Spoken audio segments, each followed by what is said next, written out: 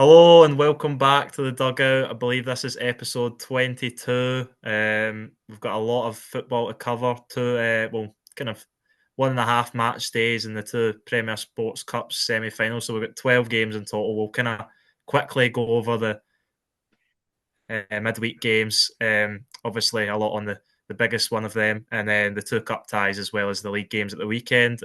First of all, Alex, how's yourself? I'm good, mate. I'm good. Looking forward to going over a lot of uh, exciting Scottish football action. Some twists in the tail, especially midweek there. So I'm looking forward to it in that sort of sense. Not so looking forward to it, and from a supporter standpoint. But yeah, it's exciting. And Laurie, mixed emotions for you, like Alex, from both the games we're going to go over. Yeah, very much so. I mean, a brilliant away win in the midweek for my team, of course, Kilmarnock, and then Dundee against Kilmarnock. Never a normal game, but this time it wasn't Kelly on the snatching victory from the jaws of defeat. Unfortunately, it was her way round, and just not great, is it? But anyway, we'll get into that later on in the episode, I'm sure.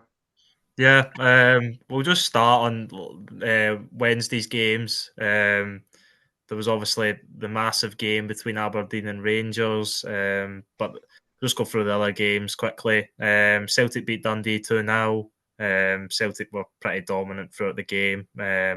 No real surprises there. Alistair Johnson getting another goal. Um, only three players in the league have got more goal involvements in the Scottish Premiership this season, which is a bit of a surprise. Arnie Engels Yeah, can. sorry, I'll just jump in there quickly. The Right. one criticism you could have had of Johnson was he didn't have any attacking output in his game. He certainly answered that this season. Yeah, Yeah. definitely. I think him and Nicky Devlin are having a bit of a goal battle, at least. But yeah, Alistair Johnson being one of Celtic's best players this season. Arne Engels converted another penalty, but it took until the hour mark for Celtic to actually find the goal. But looking at the stats in the game, it always looked like they would find that way, and they did. Pretty standard there. Next game was Dundee United v Motherwell, which was a battle of the two kind of teams below the top three. The two kind of teams that would you say have established themselves above the rest in Yeah, the past Yeah, I'd earlier say in the that's season? fair. I'd agree Um, with that. yeah, Yeah.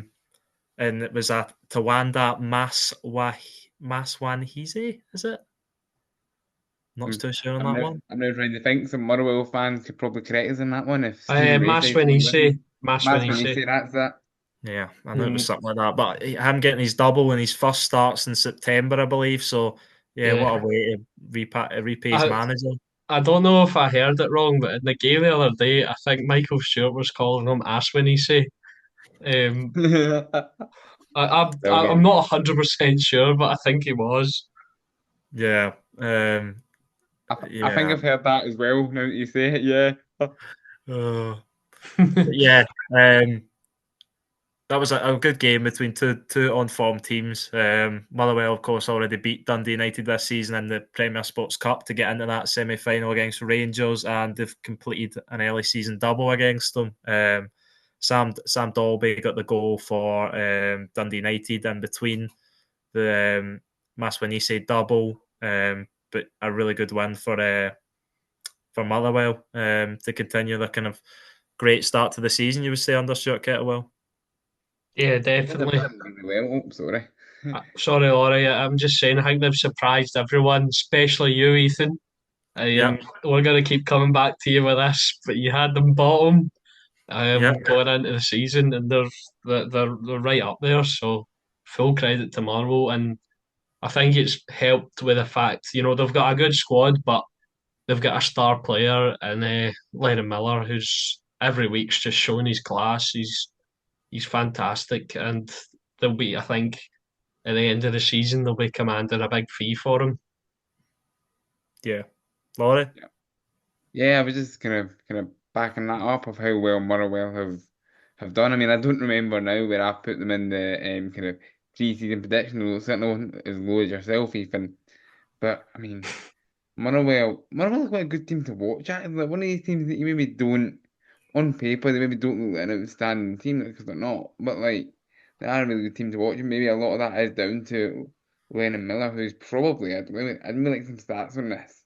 It's probably one of, if not the, like best like technical like passer in the league. It feels like it anyway at times. Just watching him. There's a couple of other candidates, of course, but yeah, they're real kind of generational talent for Scotland, definitely. Yeah, definitely. I mean, he certainly in his stature and the kind of way he plays, he looks older than 18, and he conducts himself like he's older than 18 years old. And yeah, real talent, and he even got that. I'm sure we'll get on to it, being the captain at Hampden, which is obviously a massive achievement for him at such a young age. Um, Going on to Tynecastle with Hearts v Kilmarnock. Was that a game of kind of two halves? Would you say Hearts were better in the first half? They got that goal, a good Yeah. goal from Alan Forrest, set up well by Blair Spittle, but Kelly bounced back in the second half, Laurie.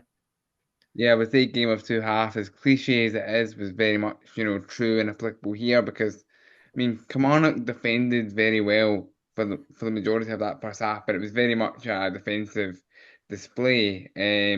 Hearts were kind of dominating the ball, dominating the chances, got countless corners, and eventually, just as Kelly were having a good spell, ironically, Hearts go and score, but then in the second half, Kelly come out and actually have a go at Hearts a bit more. I think maybe we're just maybe guilty of being a little bit passive in the game, and then now we've obviously got ourselves 3 points. I mean, Yeah, it was goals from Matthew Kennedy and Kyle Vassell, of course. yeah, it was some finish for Matty Kennedy, wasn't it?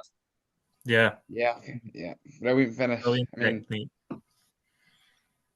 because Sorry, when Laurie. the ball drops to him, you're kind of no disrespect to Matty here, who does have a not too bad goal record, although not so much when I'm in attendance. He's been firing pretty well this season. I see him popping up quite a lot in the goals. Yeah, yeah, he does. He just doesn't like doing it when I'm there. To be honest, he does tend to pop up with goals. I mean, I know I'm kind of jumping ahead to yesterday's action, but I mean, he even popped up with a header yesterday. I mean, and that's not Yeah. something you would expect from him at all.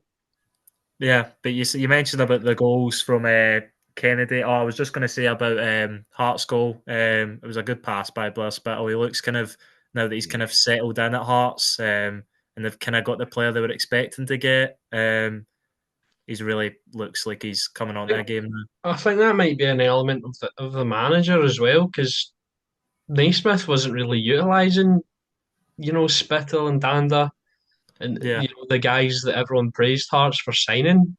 And Neil Critchley's come in and he's started using Blair Spittle, and Spittle, he sort of went, "This is my guy," and he's playing really, really well, involved in all the goals. And at the weekend there, obviously, we'll come on to it, but some yeah, goal from him as well.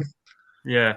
Um, yeah, and I was going to say about Kyle Vassell. Obviously, he's come in for a lot of criticism from the Kilmarnock fans. Don't think I think that's his first domestic goal of the season. yep, yep, In his first goal since the beginning of August. So quite a goal drought, but he did. It was really good striker player that you would associate with Vassell. He holds off the defender and turns and finishes well, and that's a big win for Kelly to hand Neil Critchley's first defeat in the new Hearts era.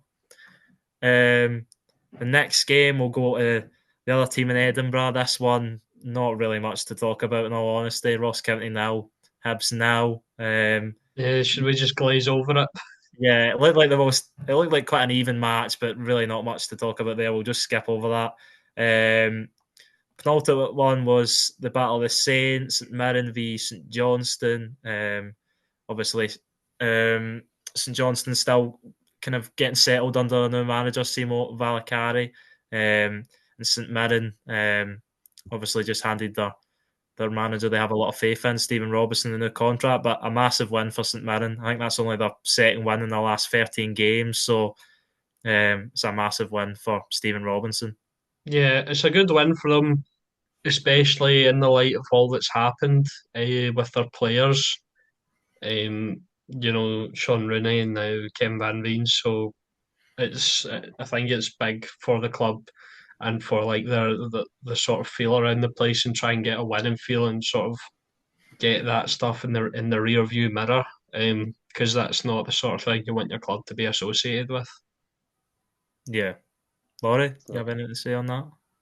and nothing really more on what Alex has said. But St Mirren are a team who who actually will feel they've got a lot more to give. Something just isn't quite clicking for them at the moment. Maybe all the off-field issues aren't helping, but St Mirren are a team with a lot more to actually give, I would say. Yeah, it was obviously St Johnstone that opened the league with Kempioka. His third goal in 3 games, so he's in really good form. Tanzer scores a brilliant finish from him, assisted by Marcus Fraser, and then Sidibe scored a really good finish. I don't know if you've seen it. Good dink over Balcom, but it was offside. No, it wasn't actually. It fouled No, Charles Dunn. he In fouled fact, Charles Dunn, didn't he? yeah. And then Marcus Fraser turned unlikely provider again for Mark O'Hara's header, which deflected past Ross Sinclair. Killian Phillips thought he had finished off the game for St Mirren, but his goal was ruled out for a foul as well. And then a younger did finish off St Johnstone in the end with that 3-1 win, which is a massive win for St Mirren. They would have been hoping to build on it with another win. Obviously, it didn't go quite their way at the weekend. We'll get on to that. For St Johnstone, mixed start to Valakari's tenure. Not the best, not the worst. But obviously, he's just beginning, so you can't expect everything to go all his own way. Yeah, I And think that's fair enough. And yeah, and obviously on to the biggest game of midweek, one of the biggest talking points of the season so far is Aberdeen beat Rangers 2-1. Do you want me, Alex, let you Yeah, talk us I'll through? take it away. Slow, no aggression, no sort of desire. That sort of sums up Rangers right now. Aberdeen were excellent. They were sharper. They showed more desire. Every time we got the ball forward into that final third, it was coming straight back because you had 2, 3 players surrounding, getting into positions to get on the counter. When you've got a guy like Cyril Dessers leading the line, who just can't. He's really my opinion is I think he's sort of swaying from a polarizing figure now to just everyone's getting fed up with him because his movement is shocking. And I'll come on to that because of the changes at the weekend against Motherwell. I think showed the things that need to change in their side. Because yeah, Desser's shocking. Ross McCausland's just I don't think he's good enough, and I don't think that's necessarily his fault. Nadeem Barami's a decent player. He just needs someone to open spaces for him, which will come on to about the weekend there as well. But Tavernier, I think his legs are gone. I think he needs some time on the bench as well. But yeah, Aberdeen were brilliant. Nicky Devlin with a great finish. Ethan alluded to earlier, he's coming up with the goals. You know, they get a penalty. Jack Butland saves it. It's a poor penalty from McGrath, but the keeper still has to go the right way. Um, and then Rangers pull one back with a great goal in the second half from Nadeem Barami, but then it's some shocking defending and Shaden Morris coming off the bench to make an impact again, to put it into the net. And from then on, Rangers had a couple of chances, but Aberdeen were just all over it, and you could see their desire to win there. And from that point, it looked like they sort of solidified themselves as title challengers. However, um, events from the weekend might suggest they're not there, nowhere near, but you never know. Um, but yeah, Aberdeen deserved it. They were better. They've got a good squad, a deep squad. Rangers don't have that. They don't have the the players. I think Philip Clement has come under some criticism. I don't agree with the people calling for his head because I don't think that's not how you rebuild a team. We can't just keep sacking a guy every year and going again because it's not going to change.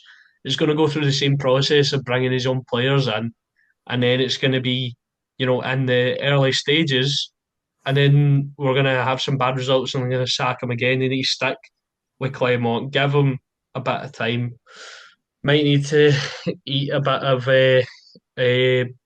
pain and punishment um, for the time being, but I think that's just the way we are right now, the way the club is. So, and people might say I've got a defeatist attitude. I'm settling for poor standards, but that's just the way it is. You need to. Nothing's going to change overnight. Like, of course, these standards aren't good enough, but it's not like you can just wave a magic wand and they'll be up there with Celtic and beating Aberdeen 6-0, and it's just not the case. So yeah, time for the manager. He's hopefully he takes from what happened against Motherwell um, into the following games, and he stops rewarding poor play, which he has done recently, in my opinion, and just giving these guys. They just keeps giving them chances, and you know what? I think I'll just, if it's all right with you, I'll just jump into talking about the semi final now because there's so many parallels. Go for it. I think so. Obviously, we go 1-0 down, really poor. I don't know what Jeffy was doing. He kind of runs away for the ball. I don't know if he's trying to jockey or hold off Halliday. He thinks he's behind him, but Halliday runs inside. Great finish from him. Not a great first half. Cyril Dessers misses an absolute sitter, and once again, he's slow, sluggish, not making movement. He's never in the box when there's a guy hitting the byline to put the ball in. My dad actually, he's one of the most patient guys with players and stuff like that. But he came in after the game. I'd been working. I came in to watch the second half. He came in after the game and he went, "I know he scored, but I've lost the rag with Dessers. He just doesn't put any effort in." So yeah, and he did score, but when he gets subbed off, you could see a massive difference. Danilo was just energetic. His movement set up a chance for Czerny and for Rangers' winning goal. If you look at it, Czerny's on the break. Danilo pulls Casey and a couple of defenders with him, which opens the gap for Czerny to slide it through to Barami, open on the left.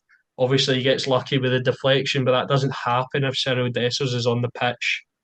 And changes were made. Danilo on. Sterling came on for Tavernier, which I think Sterling should start against Olympiacos.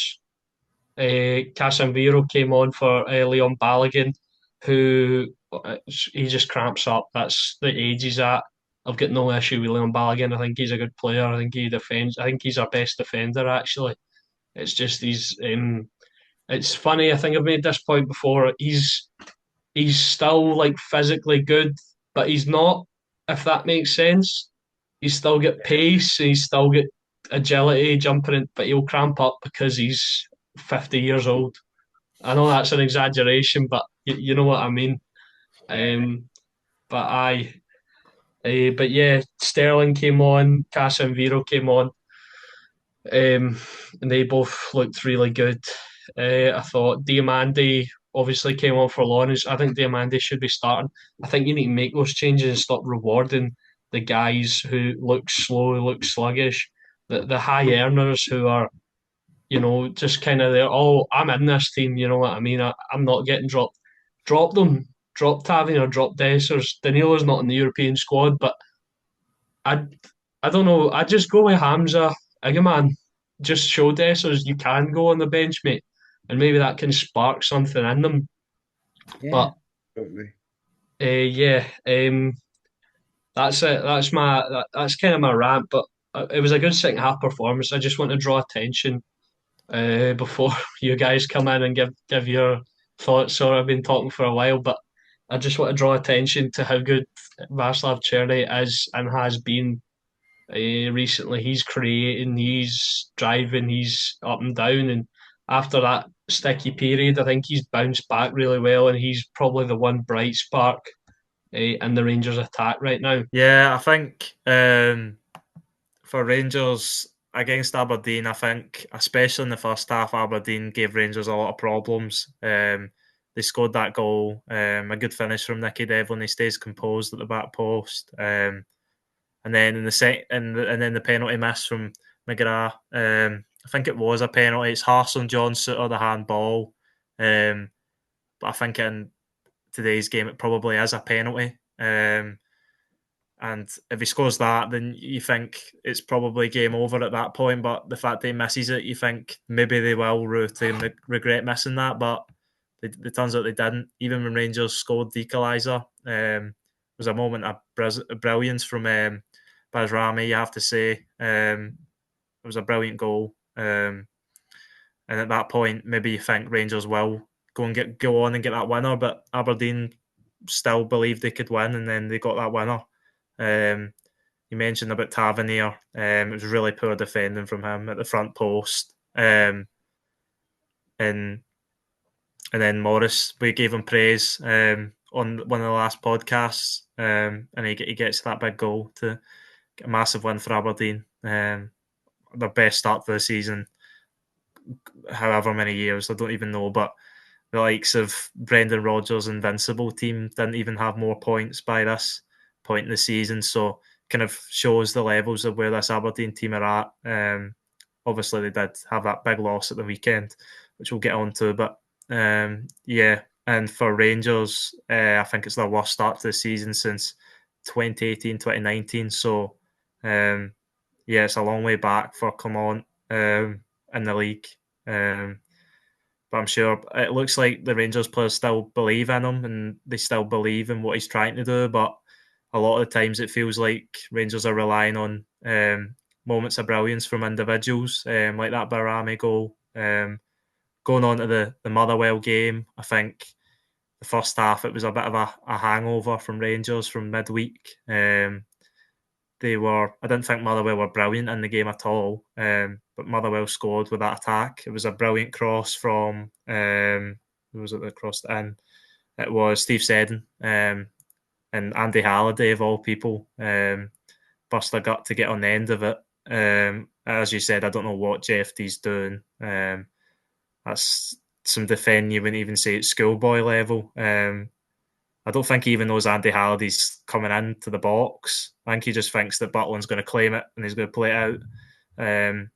But Rangers were better in the second half. Well, it wasn't perfect, but they played a lot better. And you could see that Clement was happy with it, how they moved the ball for the Dessers equaliser. Just that kind of that pace into their play. And it was a decent finish by Dessers. As you said, he's still not very improved his reputation amongst Rangers support. He obviously gets subbed with Tavernier just after the hour mark. And as you said, Danilo brought a real energy to the game. And you have players like, you mentioned Diamande not starting, players like Danilo and Diamande. Correct me if I'm wrong, Alex, but are they not some of your most expensive signings in this current squad? Sorry, who in Diamande? Danilo.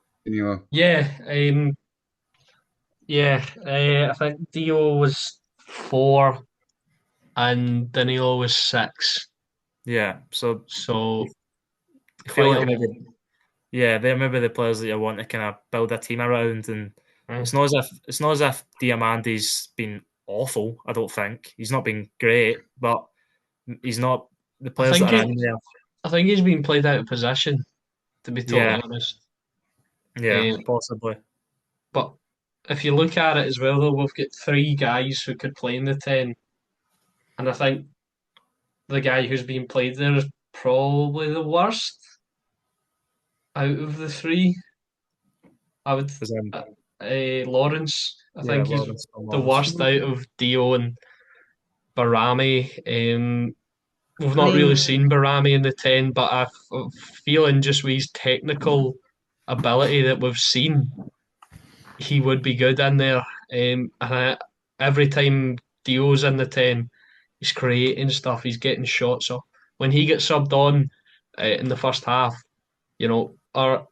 one of our main chances in the first half was him getting a shot off and then Dessers with a terrible miss in the follow up.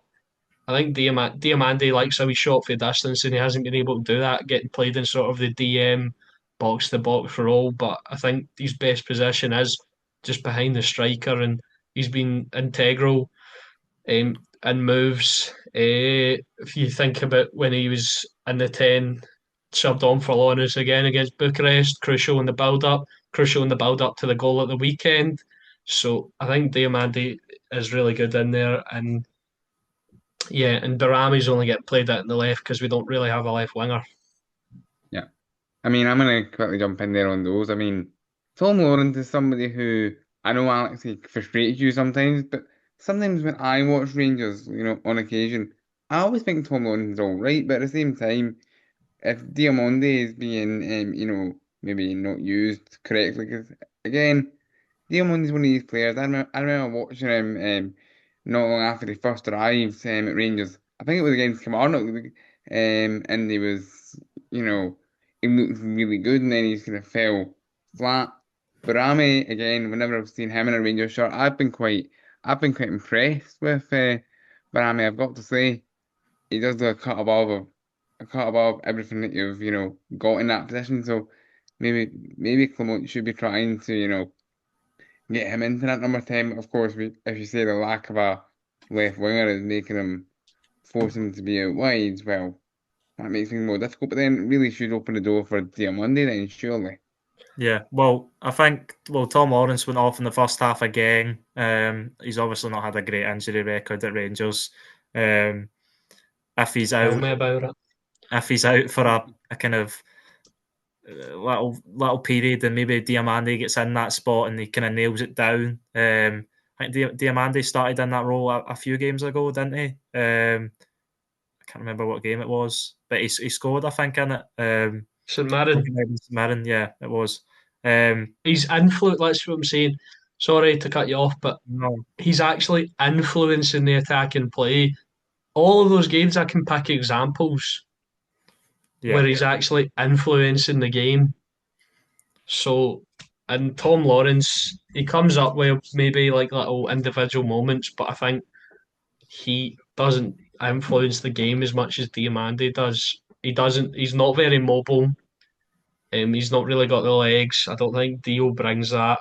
And yeah, I think maybe it's just because of where we are. Maybe it'll be the same scenario, but I think from what we've seen, these changes, bringing Sterling, Dio, Danilo, Casemiro on, it injects something into the team, a bit of youth, a bit of physicality. And, these are guys that are playing because they want to get that starting spot, not guys who know they have it nailed down no matter what they do. So, yeah.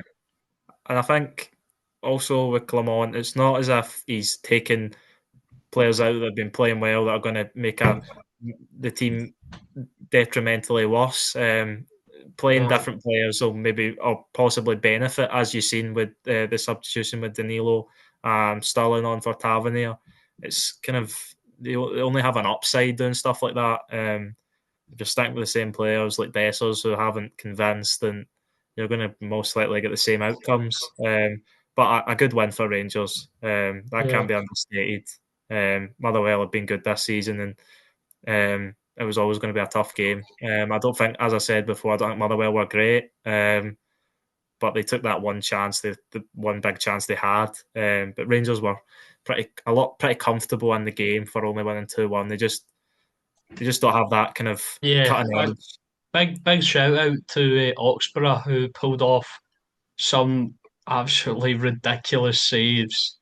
Yeah, Um, Two come to mind. The one for Czerny where he tips it away, and Jeffy's volley. Um, it just sort of he's. I thought it just hit the post initially, but he actually gets down it and tips it onto the post, which is brilliant. Another point I want to bring up from the game, the game's commentary. It was Michael Stewart and he was just going at Nadeem Barami, right, for not passing it forward. And I'm thinking, what what do you want him to do when there's six Motherwell bodies in front of him? He's like, and then when he scored, he goes, one of the few times Barami's found himself in a dangerous position. And I'm thinking, well, it's not his fault. I think it was Dessler's fault. Because when Danilo came on, the space opened up for Barami and he was creating. So um, I just, I know I probably shouldn't be going at like pundits and stuff, but Michael Stewart, he comes out with some random stuff, doesn't he?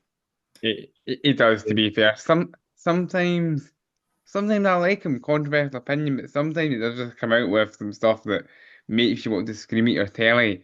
Um, Granted, yesterday for the League Cup semi, I wasn't at my telly, although I was probably in a place where I could scream if I screamed there's consequences with a live microphone on the radio. But Michael Stewart can be infuriating, and Oxford, the Motherwell goalkeeper that you mentioned, you've got to bear in mind he's been at Motherwell. He was there last season, definitely as Liam Kelly's number two, and he was never played really.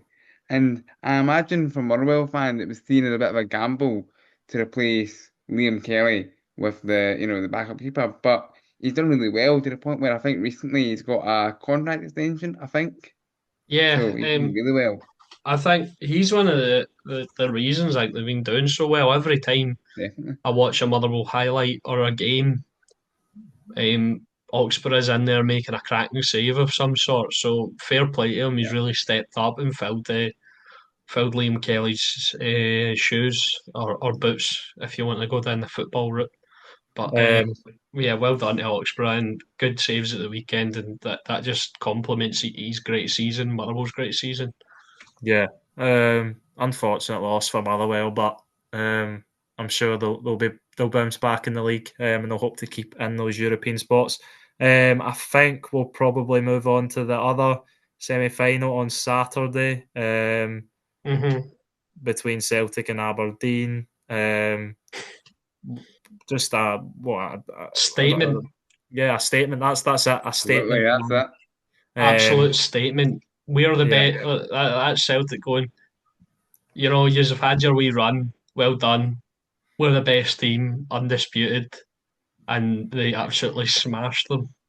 yeah, and it's one of Celtic's best performances of the season, hands down. Celtic probably should have won at Celtic Park, but Aberdeen came and they got a point, and that might have just kind of frustrated Brendan Rodgers. And you could even see when Celtic were 3-0 up just before half time, he kicked the ball in frustration by the looks of it, at how Celtic were playing because they weren't being perfect. He's a perfectionist, and yeah, it was a vicious what he inflicted Aberdeen into some pain, Yeah, and well, yeah, brilliant. And I, for th- Aberdeen, it's going to be difficult to bounce back from stuff like that. I think Celtic, I think you likened it to Celtic's sort of trip to Dortmund. Kind yeah, of I went. was just going to say that. That's the it's like going, that's the levels, little boy. And You know what I mean? Like, no disrespect to Aberdeen. They've obviously had a fantastic season. They beat Rangers midweek. Maybe that took something out of them because they're not used to the midweek games. But you can't under under describe, understate. well, I don't know. understate only. Understate Aye, Celtic's dominance and brilliance. And that was sort of them just going, like I said, a statement. Them going, here, right? You've had your good run, but we are. Maybe a little boy was a bit disrespectful me saying that there, but Celtic just kind of went right. We're the big guys in town, so yeah, but the point stands. It's a bit like when you think of when this is maybe a bit random, but when you say your comment about little boys a bit disrespectful, you almost liken it to when Jose Mourinho called his Chelsea team in 2013-14 when he returned to Stamford Bridge as the little horses at the time, and then the following year he's like, these horses will race, and then end up winning the league. I'm not saying that's what Aberdeen will do, but then obviously, as you say, there was certainly parallels between Aberdeen's kind of performance on Saturday to Celtic and Dortmund, because a lot of it was kind of similar in the build-up, in terms of there was this kind of, I'm not even going to call it quiet confidence, it was more than a quiet confidence going into the game, and that applied with Celtic and Dortmund as well. And then that confidence is just shot to pieces by the time the game eventually kicks off. Yeah, I think like Brendan Rodgers and Dortmund, I think Jimmy Tillene and Aberdeen just maybe got a wee bit ahead of themselves, and just that's what can happen. Aberdeen, obviously, as they have been playing this season, they're going to stick to their guns and try and go toe to toe with Celtic. But it never played out at all. The first sort of 20 minutes, half an hour, they were in the game and they were going kind of toe to toe with Celtic. But after Carter Vickers scored his goal, which I thought there could have been a hint of using Jack McKenzie's leverage from that corner, but the goal was given. Arne Engels, I thought he had a really good game, one of his best so far.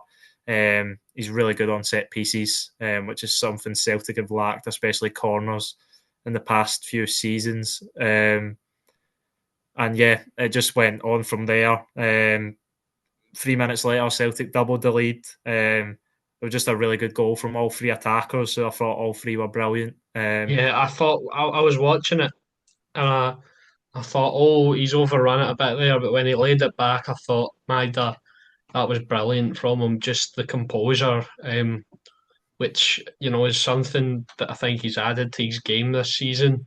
A bit of composure, a bit of final touch, as we'll come on to um, for the rest of the game. He's because the thing you could always say about Daizen Maida was he'd run himself into the ground, he'd get up and down that wing, maybe wouldn't have the composure, the finishing touch to put it on a plate for Kyogo or score the goals that he did. But that was excellent from him, and I thought Kyogo got a wee bit lucky there going in off the bar, but I thought if he's going to miss this when he was coming in for it, but it hit off the bar and went in, and 2-0. Yeah, excellent from Daisen Maida and my man of the match for the day. Yeah, there's no disputing the man of the match there, I wouldn't say, or player of the match it's supposed to be now, but no disputing it at all. Just Celtic were Celtic were untouchable. I mean, when it comes to Celtic, sometimes we particularly saw this on the Brendan Rodgers first time round, and in the post-Cogley era, and we're starting to see it again under Rodgers, where you just have to kind of sit there and admire them and be like, you know what? They're a really good side and are an absolute joy to watch. That might not be what I'm saying come Sunday afternoon, but they are brilliant to watch. I'm not gonna lie. I do have a little bit of fear for Sunday, but anyway, that's beside the point.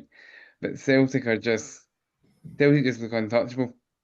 Yeah, and I think with the ball from Kun into Maeda, you think maybe Maeda's hit it a bit too far. He's just so quick that he gets there and lays it on a plate for Kyogo, who you think can't miss. Maybe nearly does, or maybe he meant to hit it and off the bar, he'll probably say. But yeah, Celtic moved on from there. They got the third one before half time. Started with Hatate. A really just brilliant round the corner ball from Hatate to find Kun. Hatate was on his A game. One of the best games we've seen from Hatate in quite a while. And when he's on his game, he is one of the best players. That's what I was going to say. On his day, Ray Yeah. Hotati's unplayable. I just don't think his day comes often enough. No, I I, would I, I agree. really I really like Ray Otati like as Yeah. a player. He's brilliant. But like people might think I'm being salty, but it's true. His day doesn't come often enough. But it was his day on Saturday, and he was excellent. Yeah. I think he carries himself, he carries very high standards of himself as well. You see him come off a lot of the time and he's kind of sulking and he feels like he's not played well enough. But he definitely played well enough at the weekend and he was really, really, really good. And then again, the front three linking brilliantly. Kun played it to Kyogo, who gave it back to Kun, who just dribbled along the kind of the line of the box and then slipped in Maeda. And Kun was brilliant as well. And then Maeda gets his second goal. 3-0 at half time. You think the game's done at that point. And and you just think with the mood Celtic are in that, and the mood Brendan Rodgers was in based off his. Was Maeda's second goal not in the second half? Oh yeah, sorry, that was Maeda's It first goal. was, yes. I'm just saying, I'm just thinking because he done so well for the first goal. Yeah, you're right. He scored 2 in the second half, but yeah, you could tell that Celtic weren't done there. They kind of started the second half in the same kind of fashion. Maeda did get his second 5 minutes into the second half. It was Kun and Kyogo again. Well, Kyogo kind of got in Kyogo's way that kind of worked out. And then the save from Mitov, and it falls for Maeda, and he's in the right place. Not the prettiest of goals, but you have to be there to put them in. And then talk about prettiest goals, I think this maybe as the prettiest goal of the week from Nicholas Kuhn. I think there's an argument for one other goal, but those are the two that are kind of that's definitely up there. Yeah, Just to definitely. clarify, for the goal of the week this week, we're not including the midweek goals. So I guess you could give Scott Tanser an honorary shout, but Yeah. Yeah, we're just pulling give from the Scott weekend. Tanzer and Matty Kennedy honourable mentions, but we'll we'll maybe just stick to the weekend. Makes it easier, doesn't it? Yeah. But yeah, just Kuhn's absolutely like he's just been lethal this season. He's a different player. We know he had his problems with his dental issues last season, but this season he's just been unbelievable. 17 goals and assists in 15 games for Kuhn this season. Ridiculous. Brilliant finish on his left foot for the fourth, and then the fifth goal. The substitutes getting involved. Forrest kind of speeds up the play with his pass into Hatate, who finds Bernardo, who does a nice wee back heel to the on-running Alistair Johnson, who plays it across to Maeda for the hat-trick. It was just a brilliant goal, which summed up Celtic's performance. And I thought the front five players for Celtic, the front three and Engels and Hatate were all excellent. I didn't even think any of the defenders were excellent, but I think that maybe comes down to just getting used to how well Celtic have been defending recently. I mean, I can't even remember the last game that Celtic conceded a goal. I think it might have been, I don't even know. I would have to check. But Aberdeen, yeah, it might Yeah, be. Aberdeen game, yeah. Dundee, St Mirren, no, not St Mirren, Dundee, Motherwell, Atalanta. Atalanta, all clean sheets. So, and have you seen what Atalanta done to Napoli at the weekend? That looks like an even more impressive point for Celtic. And they'll take, like they did to Dortmund, they'll take major confidence playing against Leipzig after another 6-0 win. They'll be hoping not to get beat 7-1 this time, though. But yeah, everything's rosy at Celtic at the moment. And they'll be looking to pick up another positive result in Europe on Tuesday. Yeah. Definitely. I mean, Celtic are just it's all rosy at Celtic now. I mean, obviously every summer you tend to get this thing at Celtic where panic kicks in or people doubt certain things or like you go, oh, they're saying a 37-year-old goalkeeper, blah blah blah. But I mean, who's saying any of that now? And yeah, Nicholas Kuhn is a totally different player. You're right, Ethan. I didn't realise it was down to dental issues last season though. Didn't know that at Yeah, all. he had dental problems, and I believe it or not, dental issues can affect your back. All And I right. think he had back problems as well. So, um, but this season he's really come into his own, and he's best. I'd probably say he's one of the best, not one of the best. He's the best sort of attacking player in the league. Yeah, Um, that would be Yeah, to say and that. absolutely. I think he sort of maybe flies under the radar a little bit. I don't know why. Maybe it's because of his poor performances last season, or because he's German. Like if he was Portuguese like Jota, maybe there was something. Maybe the Ah, people would be drawn because I don't know what it is. Germany maybe isn't like an attractive like country to be. You know what I'm trying to say? I get what yeah, you're saying. Like if he was yeah. Portuguese like Jota, or if he was Brazilian or something, Yeah, everyone would be ranting and raving. it's not as exotic sounding basically to some fans. No, Yeah. no, but he's far and away the best attacking player in the league, I'd say. Fantastic from Nicholas Kuhn and fantastic from Celtic. Yep. I think we'll finish up on the 4 league games. It was really good that they actually got 4 league games in, so that all the other teams got to play. I know they were shuffling around fixtures. As Laurie said beforehand, I think before the podcast, I think Kelly moved on with Dundee from January to be played, so that'll ease up the fixture congestion, but it didn't benefit Kilmarnock at all, did it, Laurie? No, certainly not. I think Derek McInnes will be regretting that now. It was an agreement between the two clubs and also the two managers, and McInnes and Doherty, who are very, close to each other. It meant Kelly had 3 away games in the space of a week, effectively. So I think they regretted it a little bit. I mean, Kelly were supposed to play Motherwell this weekend, just gone, but obviously they were at Hampden, so yeah, it's one that we will very much regret, of course, as I alluded to earlier on in the episode. Killing Dundee is never ordinary, but we go 2-0 up. Looks like we're comfortable, albeit didn't catch as much of the game that I would have liked. They're basically relying on the sports scene. Looks like we're comfortable, and then just we're playing Dundee, so it just turned into, oh, we're going to get the typical 2-each draw. Looks like that might happen, and then right at the end, Larrakesh popped up with the winner for Dundee. I mean, we look very poor defensively at points, where sometimes, that's just not like us. Although this season we have a bit of a soft centre at times. Derek McInnes even calls some of the defending unprofessional, but we might have a little defensive issue as um, Stuart Finlay picked up a serious ankle injury. There's not been any confirmation as to what it is yet, but he was rushed to hospital and he was at the hospital by half time, and there's chat of potential breaks or dislocations. He had to come off the pitch on a stretcher and on gas and air, so he's not doing too great. And also, quickly on the medical front, just our best wishes to I can't remember which one it is. One of you guys will correct me. One of the Dundee substitutes, or prospective Dundee substitutes, actually clapped before the game, hence why the kickoff was delayed by 15 minutes. So best wishes to him. Haven't heard any update either way, but not a brilliant afternoon at the football. I wouldn't have Oh, said. I hadn't heard that. That's not good.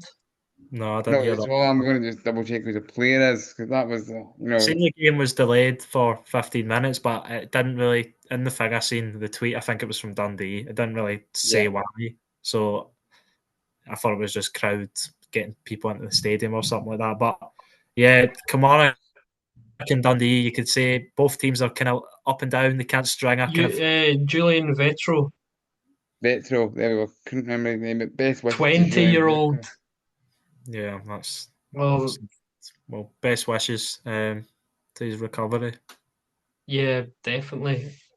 Um, That's our age. yeah, Exactly. That's mad. yeah. Sorry, that's just No, kind of no. taking me out of it a little bit. Mhm. Um, Yeah, best wishes to Julian Vetro. um, yeah. At least, obviously that's disappointing. But hopefully makes a full recovery. And yeah, Dundee and Kilmarnock, I was just going to say they're both kind of, you would kind of say Ethan, inconsistent. sorry, I wouldn't say just. I know you didn't mean it that way, but I wouldn't say disappointing's the turn of phrase.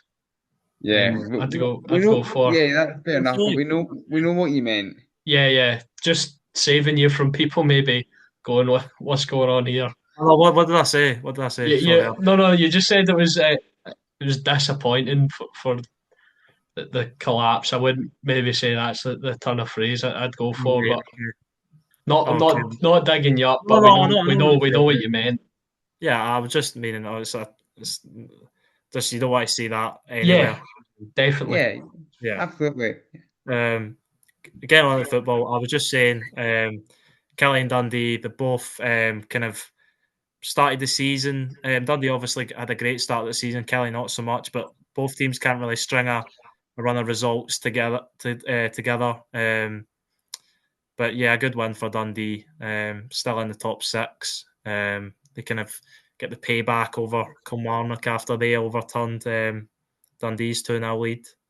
Kilmarnock obviously leading 2-0, and Dundee won 3-2 that time. And the other games, St Mirren, Ross County, another boring Ross County game, you could say. Another nothing each draw. Um, Outside Greg Kelty's penalty miss or penalty save by Ross Laidlaw. Sorry, there wasn't really much in the game as way of chances. Yeah, and the St Johnstone Hearts game, it was kind of bottom of the table clash, and Hearts come out victorious at McDermott Park. Yeah, that's my other shout for goal of the week. Blair Spittle scores Yeah, directly Bristol. from a corner. So I'm with you. We'll give him his my shout as well. There's two of us going for Blair Spittle there. no, he's not. I'm torn between him and Nicholas Kuhn because they're both brilliant goals. I'll decide when we get to it, but it's. I think it's a tough one. Yeah, I think it would. Did it not go down as a Nicky Clark on goal? I think it did, sadly. Yeah, All right, okay then. Oh. that Well, must mean it couldn't that get goal Why, of the week then. why did the Dubious Goals panel, if they exist in Scotland, always ruin our fun? Yeah, Honestly. yeah. I think Nicky Clark. He obviously makes amends. He scores from the penalty, which St Johnstone went up the other end. Yeah, it looked like a clear kind of penalty. Cammy Devlin off the bench dragged down Kyle Hamilton. And then right at the end, well, not right at the end, there was like 15 minutes left, but Hearts got the winner. It was a brilliant run from Benny Beningame.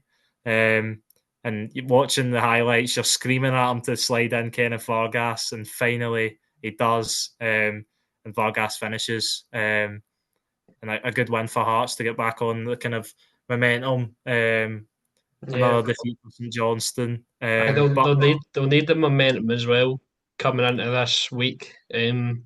We're going to cover that in our European preview, but big game coming up against FC Heidenheim. yeah, their most difficult European test so far.